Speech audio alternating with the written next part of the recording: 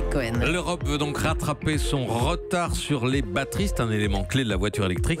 Axel de Tarlet, tous les acteurs sont convoqués mercredi prochain à Bruxelles pour lancer un grand plan de reconquête. Voilà, la Commission européenne veut créer, alors j'ose à peine vous dire le mot, l'expression, tant elle est galvaudée, mais enfin c'est la Commission européenne qui emploie cette expression. Oui. Donc Bruxelles veut créer un Airbus des batteries. Ah bah tiens, ça faisait longtemps. Voilà, hein. on veut des Airbus surtout aujourd'hui. Donc là, un Airbus des batteries. Alors là, l'avantage, c'est qu'on ne va pas se disputer pour savoir qui rachète qui, parce que là, tout le monde part de zéro concernant les batteries.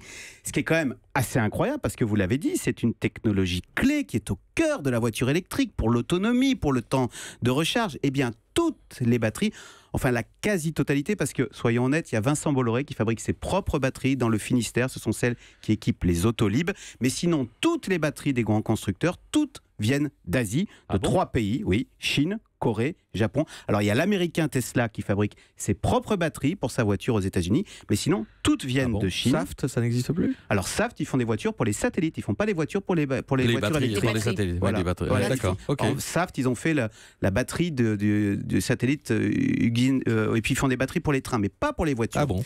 Donc, et c'est incroyable quand on sait que que la batterie, ça représente 40% du prix de la voiture. Mais même au-delà des voitures, si on veut de l'électricité propre, de l'électricité solaire ou éolienne, eh bien là aussi la batterie est essentielle, parce qu'il faut pouvoir, vous savez, stocker cette électricité quand il n'y a pas de vent ou pas de soleil, sinon on risque la panne de courant. Donc la batterie est au cœur de la mobilité, au cœur de la transition écologique, et finalement, dit la Commission européenne, c'est une question de souveraineté européenne. Comment rattraper notre retard ? Que va-t-on décider mercredi prochain à Bruxelles ? Alors déjà, on prend conscience du problème, c'est bien. Donc tous les constructeurs seront présents mercredi à Bruxelles, PSA, Volkswagen, Mercedes, Renault, mais aussi surtout les chimistes, BASF, Bosch, Total, Siemens, parce que la batterie, c'est une affaire de chimie.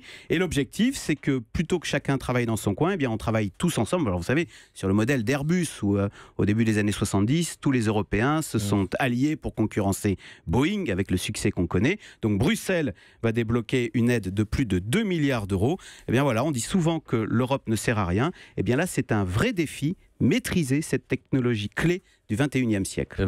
Axel de Tarlet, Vincent ?